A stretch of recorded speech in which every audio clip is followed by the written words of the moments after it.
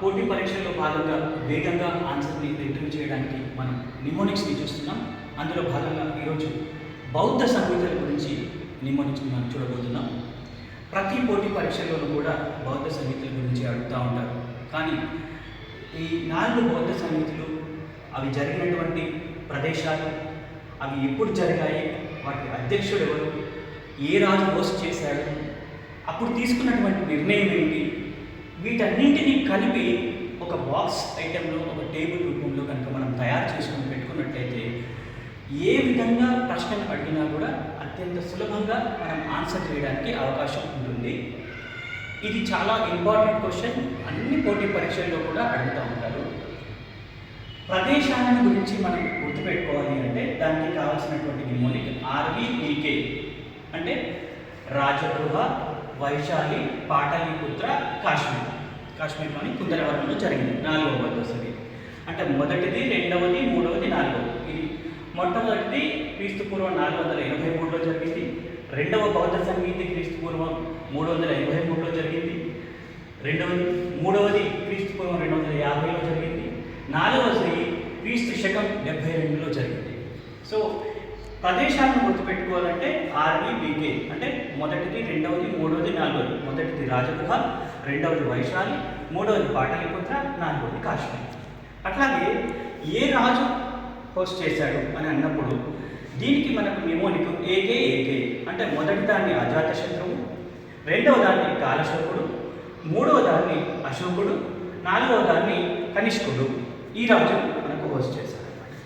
ఆ సభకు ఎవరు అధ్యక్షత వహించారు? మొదటి బౌద్ధ సంఘం. దీనికి నిమోనిక్ ఏంటంటే MSMV.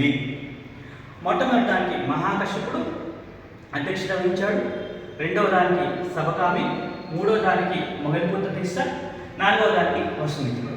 ఇక్కడ అశ్వఘోషుడు ఉపాధ్యక్షుడిగా కూడా వ్యవహరించాడు. మరి వీటిలో ఏమేమి ఫలితాలు వచ్చాయి? మొదటి బౌద్ధ సంగీతాన్ని కనుక చూసినట్లయితే అప్పుడు బుద్ధుని బోధనలకు సంబంధించినటువంటి వాటిని వినయ పీఠకము, సుత్త పీఠకము అని ఈ 2 పీఠాల్లో బుద్ధుని బోధనల గురించి క్రోడీకరణ మొదటి బౌద్ధ సంగీతంలో జరిగిందనమాట. రెండవ బౌద్ధ సంగీతంలో వాళ్ళు అనుసరించేటటువంటి క్రమశిక్షణ నియమాల మీద భేదాభిప్రాయాలు వచ్చేసి తేరవాదులు, మహాసాంఘికులుగా విడిపోవడం జరిగిందనమాట. ఇక మూడవ బౌద్ధ సంగీతిలో మనకు ఏం ఫలితం వచ్చిందంటే ఈ 2 పీఠకాలతో పాటుగా అభినవ పీఠకం కూడా ఇక్కడ జోడించడం జరిగింది. అలాగే బౌద్ధ మతాన్ని ప్రపంచవ్యాప్తం చేయడానికి రాయబారులను పంపించాలి అనే నిర్ణయం ఇక్కడ తీసుకోవడం జరిగింది.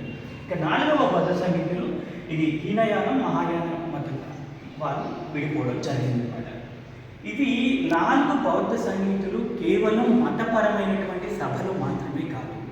ఇవి ఆనాటి సామాజిక సాంస్కృతిక స్టేటస్కి సింబల్స్గా మనం ఆ పరిస్థితులకి దర్పణం పట్టే విధంగా మనం చూడాల్సి ఉంటుందన్నమాట. కాబట్టి వీటిని ప్రతి ఎగ్జామ్లో కూడా అడుగుతుంటారు కాబట్టి చాలా జాగ్రత్తగా మీరు పరిశీలన చేసుకోండి. మీ స్టడీ రూమ్లో కానీ మీ ఒక టేబుల్ లాగా లేకపోతే ఒక చార్ట్ లాగా తయారు చేసుకొని పెట్టుకొని రెగ్యులర్గా చూస్తూ ఉండండి. అలాగే ఇలాంటి మరిన్ని వీడియోల కోసం, టెక్నిక్స్ కోసం మా ఛానల్ని సబ్స్క్రైబ్ చేయండి. ఈ మంచి వీడియోలు మీ ఫ్రెండ్స్తో షేర్ చేయండి. ఇలాంటి మంచి విషయాలు, టెక్నిక్స్, టిప్స్, షార్ట్ కట్స్ ఏమైనా ఉంటే మీరు కామెంట్స్ రూపంలో తెలియజేయండి. మిగతా వాళ్ళు కూడా ఉపయోగకరంగా ఉంటుంది. Wish you all the very best.